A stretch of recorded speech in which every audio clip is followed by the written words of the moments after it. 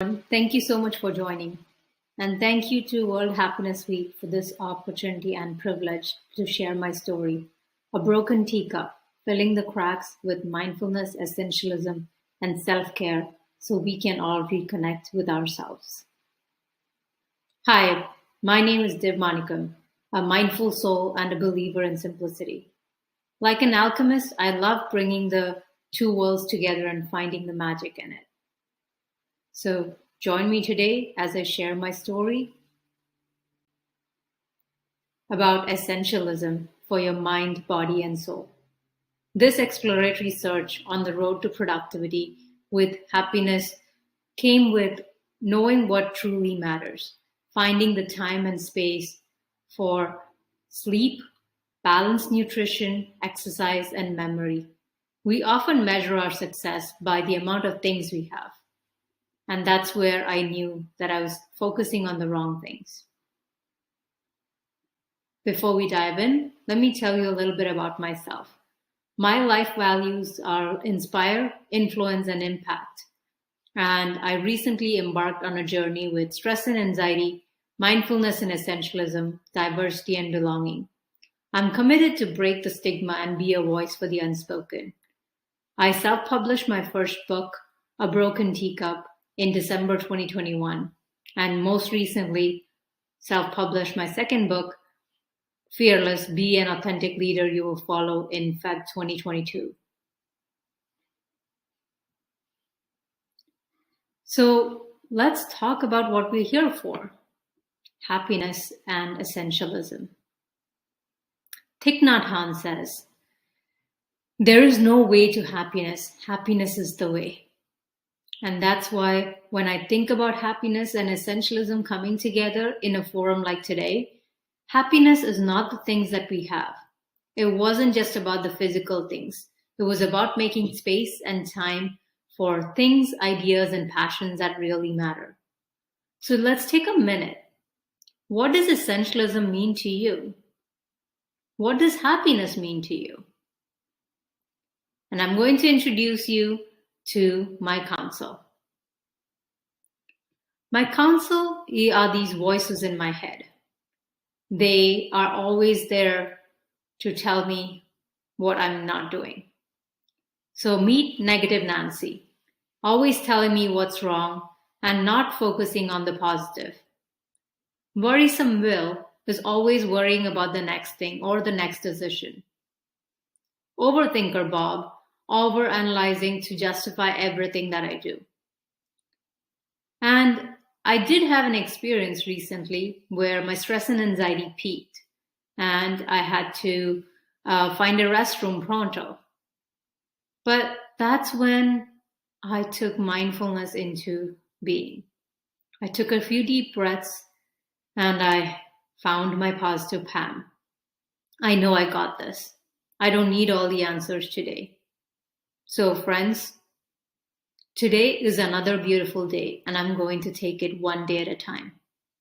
So let's uncover what is essentialism, what is mindfulness, and what do we need to do to take care of ourselves so we can take care of our loved ones, our family, our friends, our teams, our communities, and so we can reconnect with who we really are.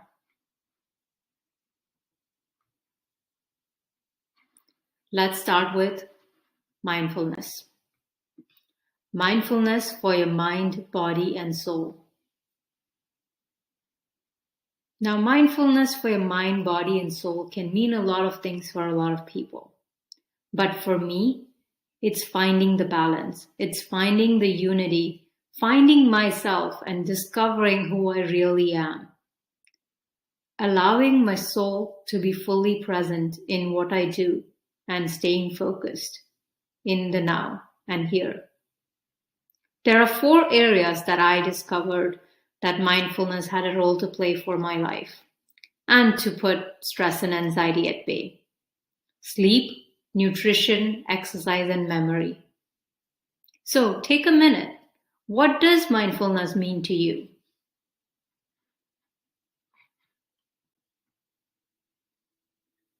Let's talk about some of these. Sleep rhythm and duration. When I started my journey of mindfulness, it started with being fully present and being aware of what I'm doing and also what I'm not doing. From brushing my teeth in the morning to eating mindfully to having a sleep rhythm about 8 p.m. to 5 a.m. And guess what? I don't need an alarm clock anymore because I found my sleep rhythm. I encourage you to find yours, and because once you do, then there is no need for an alarm clock to wake you up from mid-cycle. A friend hearing my schedule said, "Wow, that's like you sleeping at sunset and waking up before sunrise, like our earlier generations did before the light bulb was invented." Truthfully, never thought of it that way. Second is balanced nutrition and intermittent fasting. I came across Michael Greger's detailed nutrition facts website, and he talked about this balanced plate. Half of your plate is veggies, 1/4 is protein, and 1/4 is carb. I wish I knew about this science of eating before, but I'm glad I discovered it now. Intermittent fasting.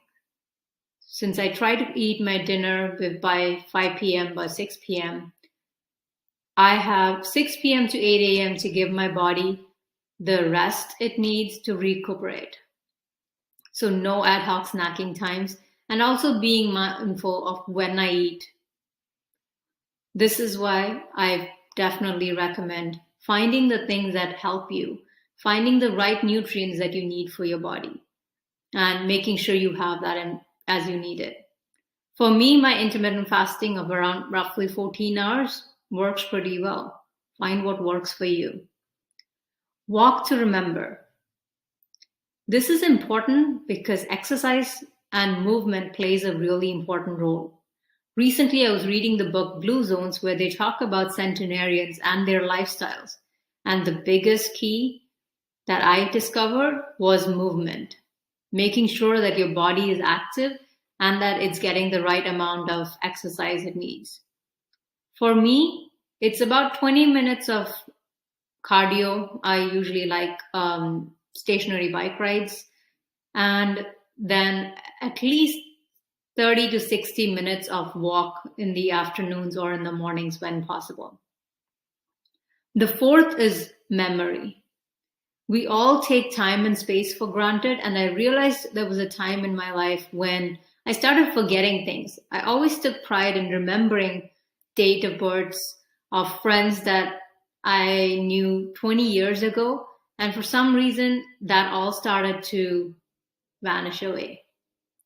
So I decided I needed a mindful calendar, making sure that what's on the calendar gets done, and if it's not, it doesn't. So this is where I started the approach of one day at a time. Focus on the now, be fully present, and appreciate life's miracles. This is where my inner counsel definitely doesn't enjoy it because it beats every time. This is where when you think about stress and anxiety or burnout, you can set the right boundaries and find the right balance. And also where mindfulness, essentialism, and self-care has helped me open my heart, mind, and soul to the flow of the universe. It's a beautiful feeling. You must try it to know it. And don't just be busy. Make it count. Find your rhythm. What is your purpose? What is your meaning? What does belonging mean to you? For me, busy is not a badge of honor that I want to carry forward. I want to be the change I wish to see in the world. And this is my commitment to be more mindful of my mind, body, and soul. Each are connected, and the choice is ours to live in the present and appreciate everything around us. So finding that rhythm, I knew that if I continue to do the same thing as before, I would have the same outcomes. I wanted to change what I do so I can find my true meaning, purpose, and belonging. And I encourage everyone to be mindful about doing the things that really matter. Ask the question, why do you do what you do? Does it really matter? As you are doing that check, it's giving your mind the space that it needs. to process new ideas, to have new thoughts. And it's giving your body the right nutrients, building the right routines into your life that you love to do. What makes you you? That's what it is. Enjoy life because it's precious, because we take it for granted. And we should cherish all the memories that we have near and dear to our hearts. Now, we may be thinking about rhythm and flow, but there's another bigger purpose, finding your ikigai, your purpose of life. This is where you find what makes you happy, find the things that really matter to you, and making sure that you have the balance that you need.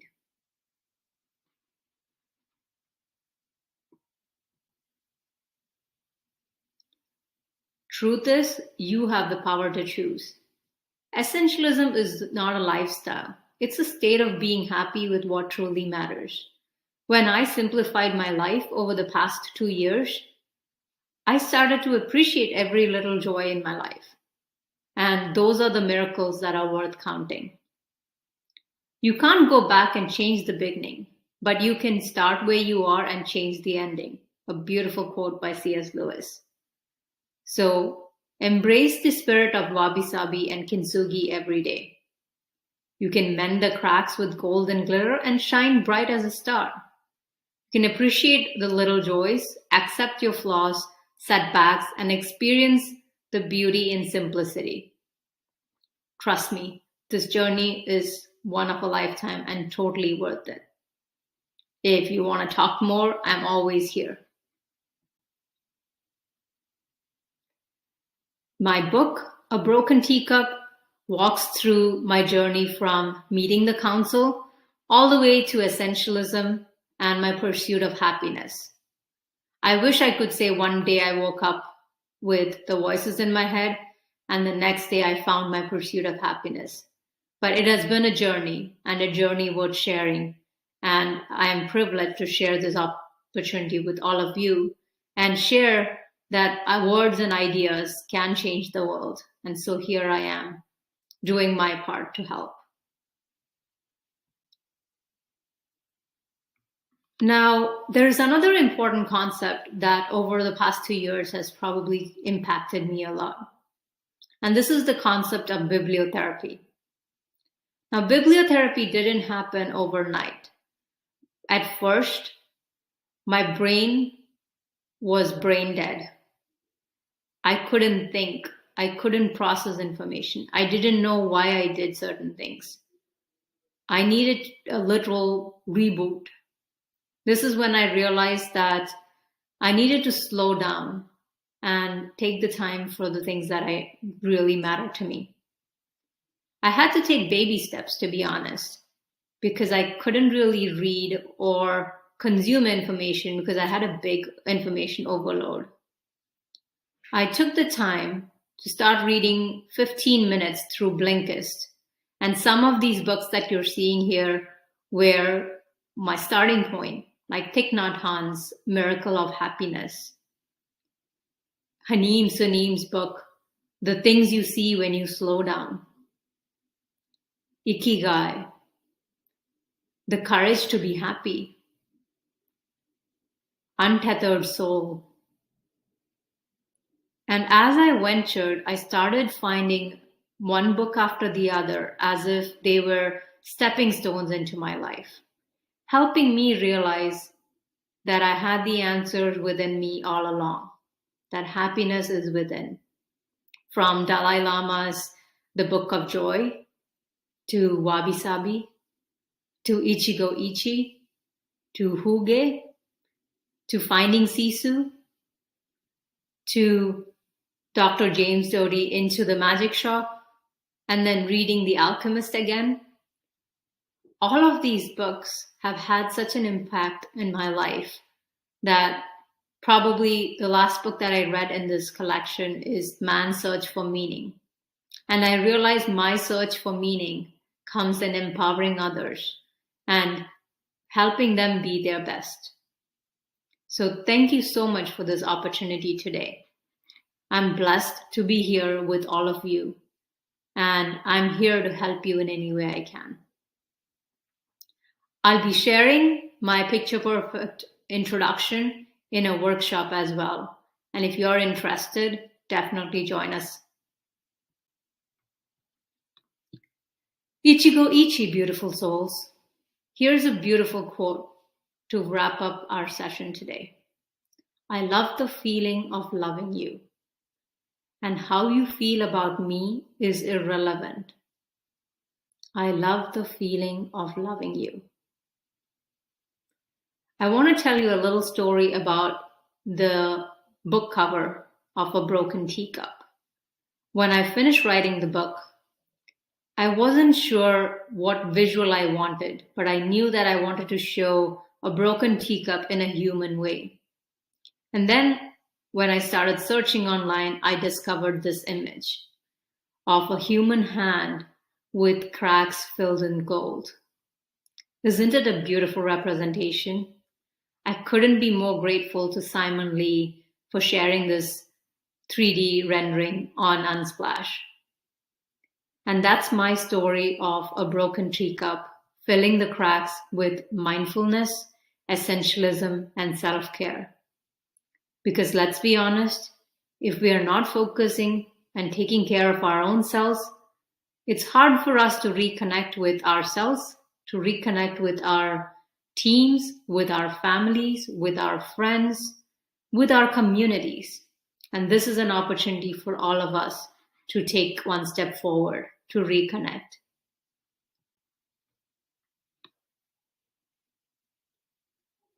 If you're interested, you can check out A Broken Teacup at bit.ly/broken teacup. Here are 2 quotes that probably represent who I am. Be the change you wish to see in the world by Mahatma Gandhi. As one person, I cannot change the world, but I can change the world of one person by Paul Shakespeare. Thank you so much for this chance to talk to you and share my story. You can connect with me on LinkedIn, on Substack, where I share my learnings and experiences on stress and anxiety, authentic leadership, pursuit of happiness, and I also love capturing moments. So as a curator of moments, I have my photography on Unsplash and my curated travel videos and foodie videos on YouTube. Have a wonderful rest of your day, and I wish you a wonderful, beautiful, one day at a time moment in time. Let's capture this moment together. Sending you loving kindness, and take care.